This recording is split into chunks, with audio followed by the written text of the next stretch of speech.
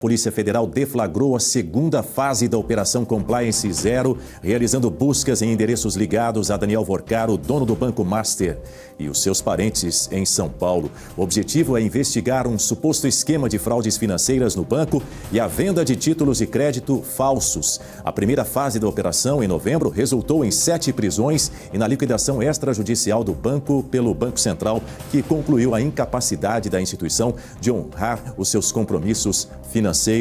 Novidades aí sobre esse caso, Marcelo Rocha Monteiro. Nós temos acompanhado aí desde o final do ano essa questão envolvendo o Banco Master, Daniel Vorcaro. Tem muitas questões pendentes aí que ainda precisam ser muito bem apuradas e analisadas tão logo possível, né?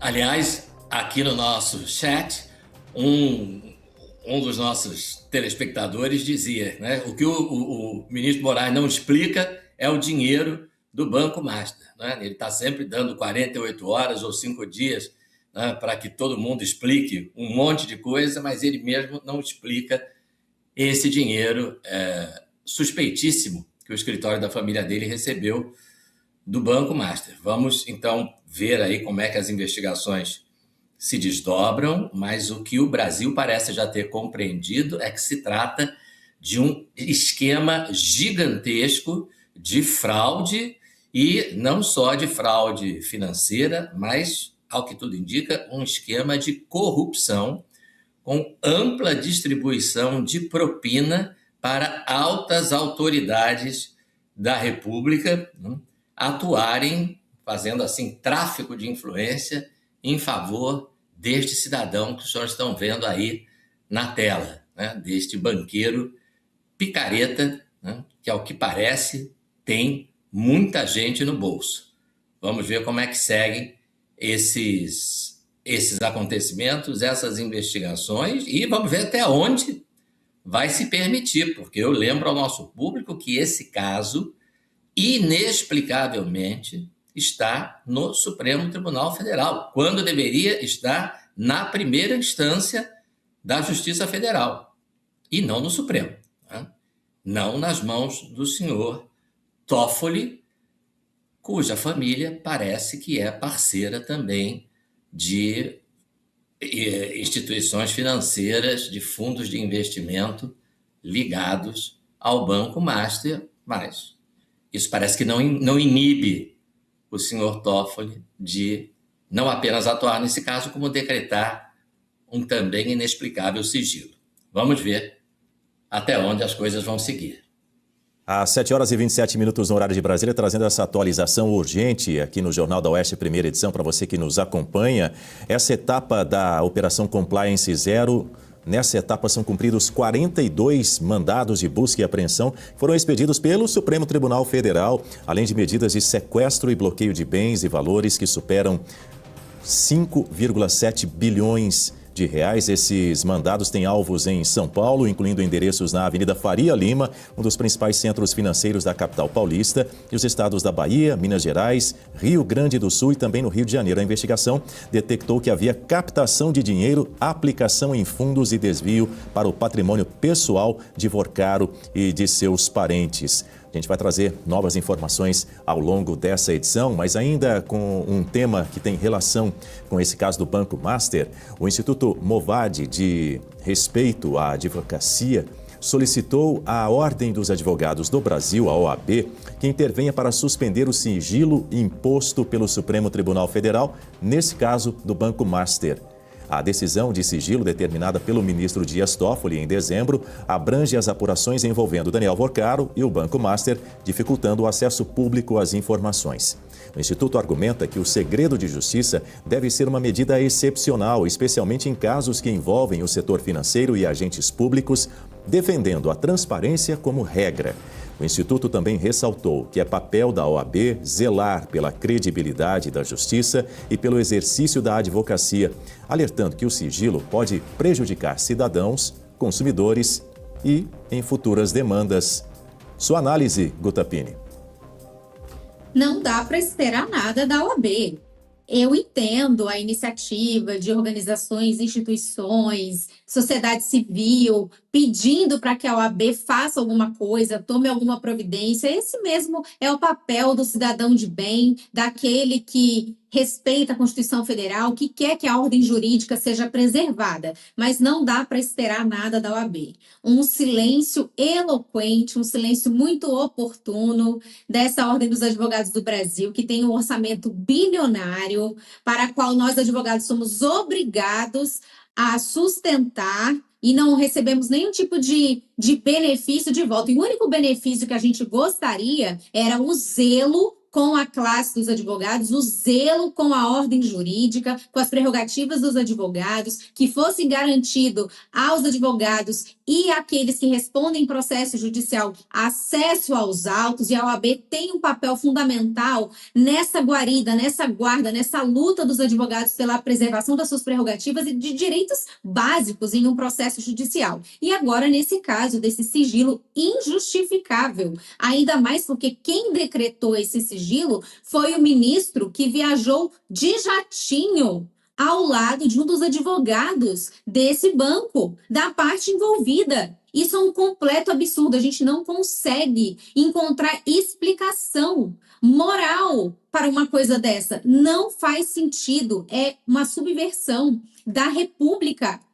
É um caso dos mais graves. Vejam, essa busca e apreensão de hoje, que foi decretada para o bloqueio de bens na monta de 5 bilhões de reais. Esse pode ter sido o maior escândalo bilionário, maior escândalo bancário do Brasil, a maior fraude bancária do Brasil. Inclusive, o próprio ministro Haddad já está falando sobre isso. E a OAB, silente. Então, entendemos e aplaudimos esse tipo de iniciativa das organizações que buscam fazer com que a OAB se mexa e faça alguma coisa, pelo menos uma notinha, mas até agora nada. E, infelizmente, dessa OAB não dá para esperar nada mesmo. Ainda sobre esse assunto, o Fundo Garantidor de Créditos, FGC, recebeu a lista de investidores do Banco Master elegíveis para ressarcimento na última quarta-feira, segundo informou a coluna de Lauro Jardim do jornal O Globo. A previsão é de iniciar os pagamentos de até R$250 mil por CPF ainda esta semana ou na próxima. O processo de liquidação do Banco Master, que completa 2 meses, pode beneficiar cerca de 1,6 milhões de pessoas, totalizando 41 bilhões em ressarcimentos. A ordem de pagamento não prioriza valores ou datas de aplicação, mas sim a formalização do pedido pelo investidor no sistema do FGC, o que significa que quem se manifestar primeiro vai ter prioridade. Quero trazer um ponto aqui para Berenice Leite, Berenice, porque o ministro Alexandre de Moraes, ontem, no seu segundo dia de plantão lá no Judiciário, ele decidiu instaurar aquele inquérito. A gente já falou sobre isso ontem, mas vale a pena a gente voltar, se aprofundar um pouco mais nesse assunto, que é um inquérito para aprofundar, investigar um possível vazamento de dados sigilosos de ministros da Corte e também dos familiares dele. E essa violação teria sido cometida por servidores da própria Receita Federal, do Conselho de Controle de Operações Financeiras, que é o COAF.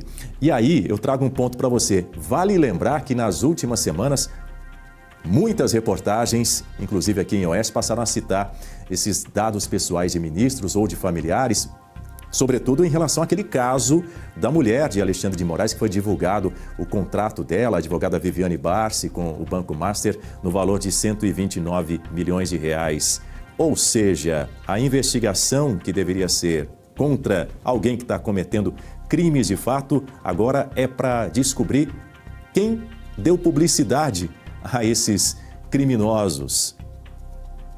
O ponto é esse, né, Daniel? A publicidade e o que está sendo denunciado e que vem incomodando esses ministros que estão sendo alvo dessa denúncia. Ministro especificamente Alexandre de Moraes e Dias Toffoli. Nós acompanhamos ali tudo sendo exposto, esse contrato com a esposa do Moraes, Viviane Barsi, no valor de 129 milhões. Recentemente também alguns órgãos deram conta de que não há movimentações, registros, melhor dizendo, do escritório da Viviane Barsi, de que ela teria atuado em algum caso direto pelo Banco Master. Então, aí fica mais estranho ainda esse valor milionário, né, sendo que ela não teria atuado, não há registros de presença dela em nenhum processo envolvendo o Banco Master. Então, o que justificaria esse valor tão alto? E nesta semana falamos também sobre familiares de Dias Toffoli, isso tornou-se público, né? E mais uma vez reforço aqui a importância dessa publicidade, porque quando se trata de denúncias de algo que afeta, né, a opinião pública, que afeta a população, isso tem que ser investigado e não o fato desses dados estarem sendo vazados. Nós, como jornalistas, temos esse papel de denunciar, mas, ao que tudo indica, esse inquérito, que deve ser aberto muito em breve, se já não foi, acredito que ontem isso já estava na iminência de acontecer,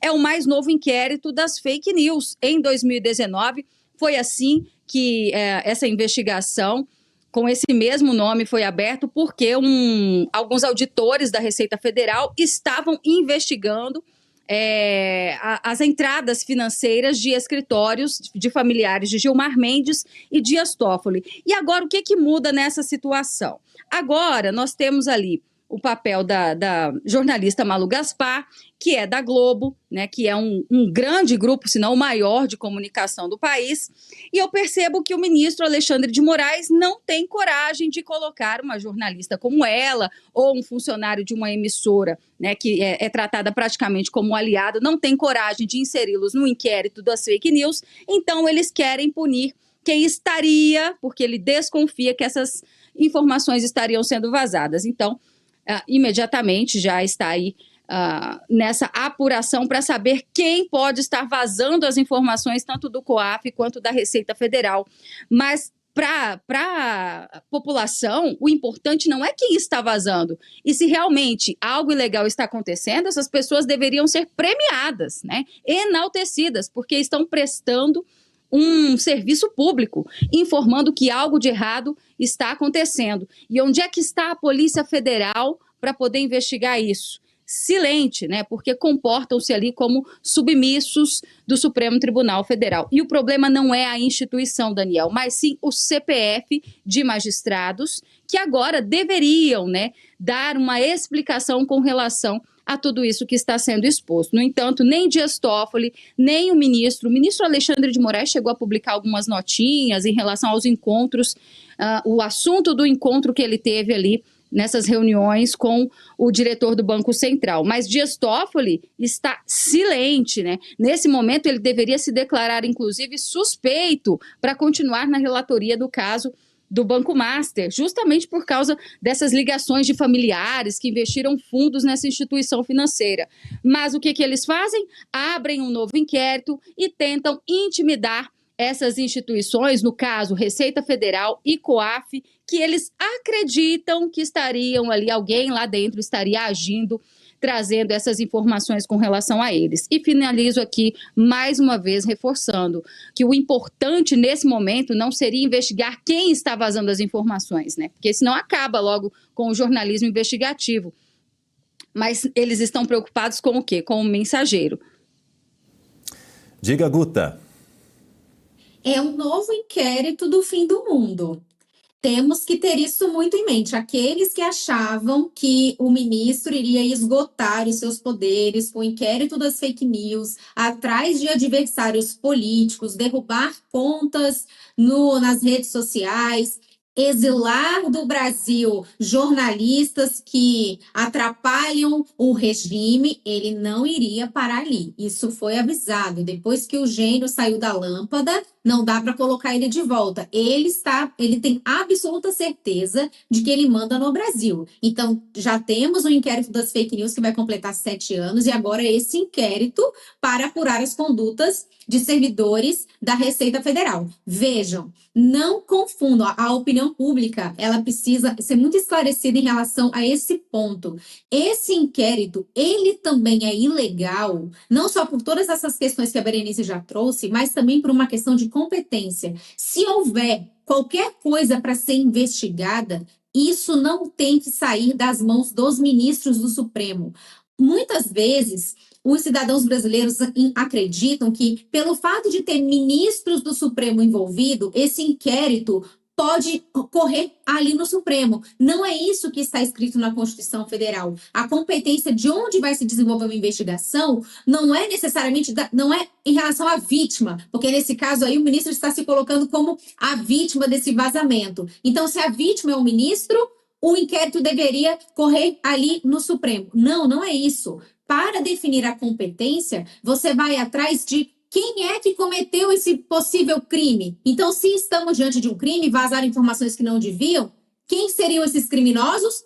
Esses servidores. Esses servidores têm foro no Supremo Tribunal Federal? Tem foro privilegiado? Não! Então, essa investigação, que já por si só já nasce ilegal, ela não deveria também, em nenhuma instância, ser julgada, ser investigada no Supremo Tribunal Federal. Porque, às vezes, Dani, as pessoas confundem. Ah, tem um ministro envolvido, então tá tudo certo, tem que rolar ali pelo Supremo Tribunal Federal. Não! É o investigado, aquele que está sendo investigado, que determina onde é a competência. E se o investigado é um servidor da Receita Federal, esse servidor não tem foro privilegiado. Mas vejam, o ministro Alexandre de Moraes se auto-intitula o dono da República. Eu não sei nem como ele não abriu um inquérito para investigar as condutas do médico, do presidente do CFM, que determinou uma sindicância. Ele determinou que o presidente do CFM fosse ouvido, mas ele não abriu um novo inquérito para isso. Mas a questão pode ser uma questão de tempo. Daqui a pouco ele abre também um inquérito do fim do mundo nessa área médica para colocar todos os médicos que de alguma forma questionarem a sua atuação dentro desse inquérito. Perceba? Então, já tem o inquérito das fake news, temos esse inquérito agora para apurar as questões dos servidores e não se enganem, ele vai colocar todo mundo nesse inquérito, não só os da Receita Federal, mas qualquer pessoa que tenha alguma suposta ligação com esse tema, ele coloca nesse inquérito, porque o inquérito já está aberto. E eu não sei como, novamente, ele não abriu um inquérito aí para colocar os médicos também que questionarem a sua atitude. Ele não parou um inquérito das fake news e ele não vai parar. Marcelo Rocha Monteiro, a Guta traz um ponto importante aí sobre a competência do Supremo Tribunal Federal para julgar esse caso. E você, como avalia? É exatamente o que a Guta falou, né? Quer dizer, aqui nós temos uma coleção de ilegalidades que é uma sensação assim de déjà vu, né? Como a Berenice também lembrou, aquela ilegalidade que nós já havíamos visto no inquérito 4781, chamado inquérito das fake news, ou inquérito do fim do mundo, né? A primeira ilegalidade é que no nosso sistema, que a gente chama de sistema acusatório, juiz não instaura inquérito. Inquérito é uma investigação que antecede o processo. A função do juiz é julgar no final do processo. Quem instaura inquérito, quem investiga é a polícia, ou, em algumas situações, quem investiga é o Ministério Público, ou, eventualmente, como na Lava Jato, uma força-tarefa reunindo polícia e Ministério Público. Juiz não exerce função de investigação, juiz não instaura inquérito, a Constituição de 88 não dá essa função ao Poder Judiciário. Então, a primeira ilegalidade é essa. Mas tem um artigo no regimento interno do Supremo, o artigo 43, que prevê que o próprio Supremo instaura inquérito quando o crime é cometido dentro das dependências do Supremo. Bom, em primeiro lugar, evidentemente, esse não é o caso, né? Esse suposto crime cometido por funcionários da Receita Federal, de vazamento de informação sigilosa, não foi cometido dentro do Supremo. Em segundo lugar, esse artigo 43 do regimento interno é de 1980. A Constituição é de 1988. Tá? Então, o que prevalece é a Constituição. A Constituição não dá a membro do Poder Judiciário função de instaurar inquérito em hipótese alguma. Então, essa é uma ilegalidade. A outra ilegalidade, né, evidentemente, como a Guta mencionou, os investigados, né, quem teria praticado o crime aí? Os funcionários da Receita Federal que teriam vazado informação sigilosa. Os investigados não têm foro especial. Né? Então, qualquer apuração de crime supostamente cometida por eles não é função do Supremo. O Supremo trata de crimes cometidos por presidente da República, vice-presidente da República, deputado federal, senador, procurador-geral da República, ministros do próprio Supremo, ministros de tribunais superiores. e chefes de missão diplomática em caráter permanente, que são os embaixadores. Né? Então, não é funcionário da Receita Federal. Então, a apuração desse caso caberia à Polícia Federal sob a supervisão de um juiz federal de primeira instância. Né? E a terceira ilegalidade, que vai além de ilegalidade e passa a ser uma imoralidade, é que, a exemplo do que aconteceu no inquérito do Fim do Mundo, esse inquérito ilegalmente instaurado pelo senhor Moraes, né, na verdade, trata de um fato no qual ele está diretamente envolvido. Né?